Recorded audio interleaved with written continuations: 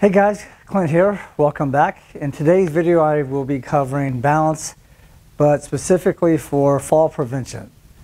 Kind of the same thing, but this is geared more towards seniors. So even if you're not a senior, you probably have a parent or a grandparent, and balance is very important. And so it's enough talking. Let's get started. All right, so for most of these exercises, we're just simply going to use a chair. Mainly because we're going to do some exercises where we sit in the chair, some exercises where we just hold the support, and like with any other balance exercise, you want it to be challenging but not unsafe. So on this first exercise, I just want to show you how to get up and get off a chair. It sounds pretty simple, but I've seen a lot of my clients, because most of my clients are elderly, I see them try to get up off a chair and they struggle with it. Part of it is technique, besides lack of muscle strength and this kind of thing. So we're trying to build the muscle, but also technique is simple to kind of screw up. We don't want you to do that and make it more difficult and also increase your risk of falling, tripping, that kind of thing. So I'm gonna stand in front of my chair. Now what I want to do on this one, I want my butt to go back face forward. For some people that gives them a lack of confidence because they feel like they're gonna fall forward. But that's where our butt is gonna compensate the weight of the torso. So I stick my butt back. My back is still straight. I'm just pivoting at the hips here. Go down. Now I can relax and correct my posture. So to get up, I don't want to just push here because I could topple over. Very dangerous. So I do the same thing. Chin forward, so my butt's back. Now, what I recommend is don't imagine pushing yourself up or lifting yourself up. Imagine pressing those feet down into the floor or the ground and hoisting yourself up. So what that means is I'm going to lean forward, once again, compensating the weight, pressing against the floor and lifting myself up. And if you notice, I have a wide stance. The reason for that is if my feet close together, a lot of quads are working. Not as much as the hamstrings and glutes, which is 2/3 of my leg size. So the strength potential for your overall leg strength comes from the hamstrings. So to engage more of the hamstrings, I take a wider stance. That's a lot more better balance, front to back, side to side, but also it makes these big meaty muscles that are designed to help and do most of the work. With the wider stance, it gets done. All right, so to practice this one, you don't want to use your arms, legs, or anything to assist too much, because once again, keeping the challenge there is important. So once again, I take my wide stance, go down, sit, press against the floor, hoist back up, okay? That might be easier than what it sounds, but I see most people trying to do this. It makes you sway. It's not very reliable. Now, for some, depending on what kind of seat they're sitting on, they could also stagger as they come up. I don't mean stagger like trip and fall.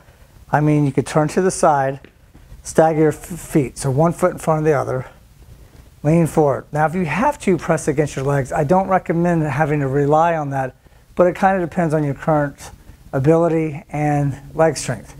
So same thing, I lean forward, chin forward, heads up still, press down against the floor. So with my feet staggered, now I really have the front to back covered and side to side because of the wider stance. Because once again, when the feet are close together, it's harder to balance in each direction. But when my feet are staggered and wide, I got the front back covered and side to side. All right, so on this one, what I want to do is use my left hand because my left leg is closest to. You're going to do both sides because you don't want to be lopsided. You've got to use both. So my knee that's slightly bent is the leg that's standing closest to the chair. My other leg I want to bring up, and what I'm going to do is I'm going to extend to the front, to the side, and to the back. Back up to neutral. Now what that's going to do is it helps with balance because my leg weighs something and it's going in 3 different directions away from my body, which means my core and the other leg really have to work harder to stabilize and work in a coordinated fashion, aka balance, to help me stay stable so I don't topple over. That's where the chair comes in handy to hold on to. And like I said, try not to white knuckle it if you can help it. But once again, that knees up, front, side, and to the back and up. So what I would recommend is doing about 10 repetitions per side. Depending on what your fatigue level is, you might be fine. If you're getting tired, then just do 10 reps per side for one set each. Once again, but if your energy level is good, try to do 2 or 3 sets of each. And once again, I'll show you one more time. It's going to be leg up, front, side, and back. Once again, it's really important to keep that stabilizing leg slightly bent to protect the knee joint, because you don't want that bone on bone. Not to mention it hinders balance to lock the knees. If the information in this video is helpful, don't forget thumbs up, subscribe. So it's real easy, it's free. You just tap the button, notification bell, if you want to be notified for more hopefully helpful videos. All right, on this next one, it's pretty simple, but not necessarily easy if you have bad balance. And what we're simply doing is changing our body position and our head in relation to having a straight, neutral body position. So what I'm doing is I'm just standing here, hands up close to my body. So what I'm going to do without torquing my body too much or twisting too quickly, I'm going to turn and reach behind me as far as I feel comfortable, bring it back to neutral, then to the other side. Once again, as far back as I feel comfortable, back to neutral. And the reason why this is balance issue, because right now I'm in a neutral position. But as soon as I start to turn and my eyes follow the horizon, it changes how your body perceives its location with other things around it. So slowly turn, back to neutral, slowly turn.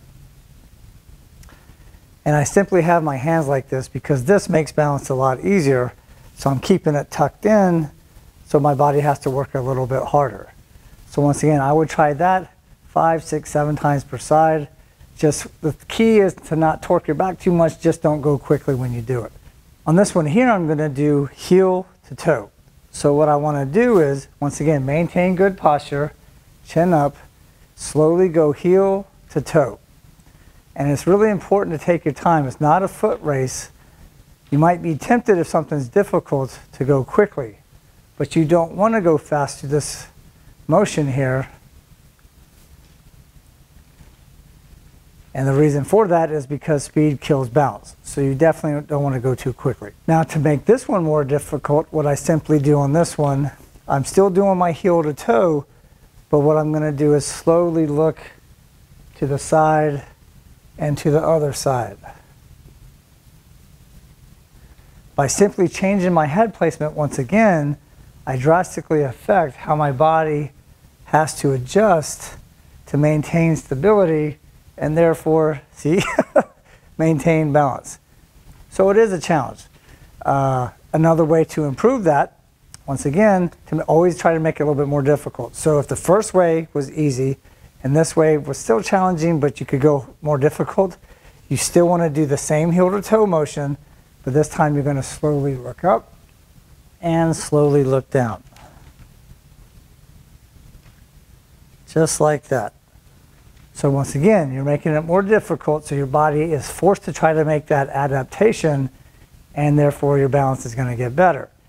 On this one, I'm not using the chair, but you might be able to use a long sofa if you have that, or a ball, or a bar, or even your hand against the wall. Hopefully your hands are clean. But you could also use the wall and walk like so, and to maintain balance if needed to, okay, if you need it. So once again, heel to toe, just do the best you feel comfortable with, because if you feel insecure, then that's going to negatively affect balance as well. So you want your confidence high when you do it, so don't try to bite off more than you can chew. I know I keep saying don't. I don't mean to sound negative, but I just want you to be safe. All right, on this next one, you may or may not need the chair, but of course it's right here for the just in case factor. Okay, so what I want to do on this one, fingertips together. Unless you absolutely need the chair, then have your hand on the chair. So what I'm going to do is, as I raise this hand, I'm going to raise the opposite knee. Up, down slowly, same thing other side. Now once again, to modify this, if you have to hold on, it's up, down, and then I just do this on this side, move to the other side of the chair, and opposite arm or hand with the knee. So once again, if I don't need this, fingertips together, feet close together, because once again, the closer to the feet, the harder it is to balance. So I'm going to raise my left leg as I raise my right hand up, come down. Now I want to alternate if I can. Once again, this is based on your current ability. Nice and controlled motion. Now if you're thinking, how can I make this one a little bit difficult or more challenging, which is a good question, because if you always want to make sure you're challenged, and if it's too difficult already, hang in there with the chair or do this one. But one way to make it more challenging is the hand that goes up, I'm going to follow that with my eyes. So my head goes up in the air, come down, I switch to the other hand, up, down slowly, nice and controlled motion. And as you notice, I have to tilt my head to look up. So once again, vision and head placement takes a very important part.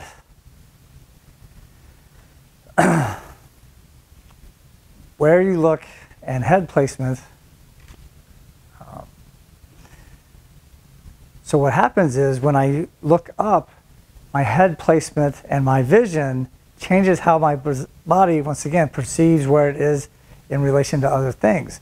So right now my head is even, shoulders back, ears above shoulders, shoulders above hips. However, as soon as I look up, now that changes because my head is tilted, even though my ears are still here above my shoulders, my vision and the horizon has changed because the horizon is still here. Just because I turn my head, the horizon doesn't change, but the information I'm bringing in through my eyes changes how my body perceives things, therefore affects balance when I look up as opposed to as I look straight ahead and do it. So play around with it a little bit and you'll see there's different ways that you could do these little balance exercises in the safety of your home that will really benefit you, but you got to practice them to do that improvement. Okay, so on this last exercise, I say last because there's tons and tons of exercises I could show you, but this video would be forever long and I don't want to spend that much time for exercises that you're not going to do all in one session. So if you're interested in more videos similar to this one, just give me a thumbs up, write in the comment box below that you're more interested, and I will make other videos for fall prevention and balance similar to this, but with different exercises. So back to the exercise.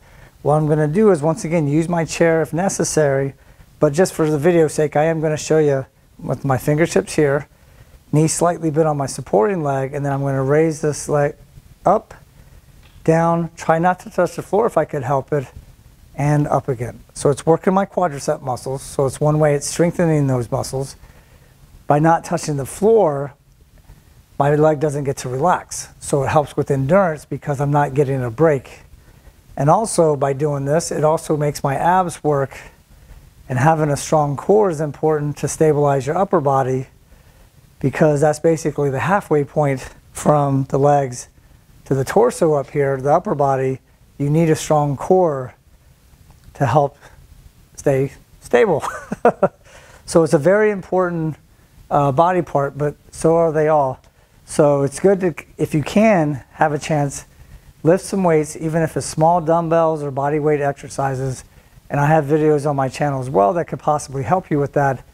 So keep the body strong, keeps the quality of life better, and then just practice these exercises. So hopefully the video was helpful. I know it wasn't a whole lot of exercises, but once again, I could go on and on and on, and it would be a 5 or 6 hour video if I try to include all the balance exercises. So just do what you can. Try a handful of these. Well, technically this was just a handful, but do what you can. See if it was helpful. Hopefully it was so. I have other balance exercise videos as well. You could check them out. And just do the ones you feel comfortable with. There might be some that it's a little bit too much for your current level, and then some that might be just right where you need it. So let me know what you think in the comment box below. Feel free to ask me any questions, and I'll do my best to help you out. All right, we'll see you in the next video. Thanks a lot.